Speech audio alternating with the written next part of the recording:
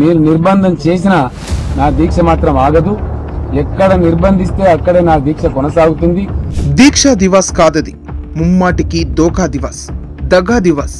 గులాబీ దొంగల్లారా, దొర దొంగ దీక్షతో రాలేదురా తెలంగాణ.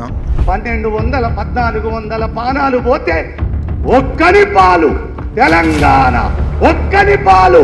4 కోట్ల నా జనం ఒక్కటై తిరగబడితే వచ్చిందిరా తెలంగాణ.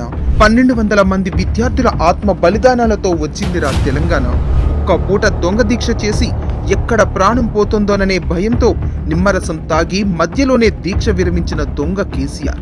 ఓయూ స్టూడెంట్స్ ఎక్కడ పాతాళానికి తొక్కుతారో అని ఆ దొంగ దీక్షను కొనసాగిస్తానని చెప్పిన లంగా కేసీఆర్. ఆయన మాత్రము ఫ్లూయిడ్ చేసుకొని దీక్ష చేస్తాడు.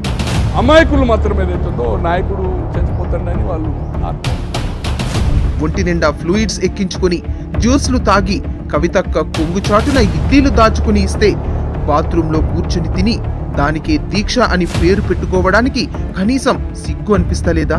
ఆ రోజు నీమ్స్ హాస్పిటల్ బాత్రూంలా ఈయనకి ఇడ్లీ అరేంజ్ చేస్తే ఇడ్లీ తిని ఉద్యమం చేసిన దొంగ ఉద్యమ నాయకుడు. అది దొంగ దీక్ష అని తెలంగాణంతా తెలిసినా దాన్ని కూడా ఏటా దీక్షా దివాస్ అంటూ సంబరాలు చేసుకుంటున్నారంటే ఏం బతుకులురా మీకు.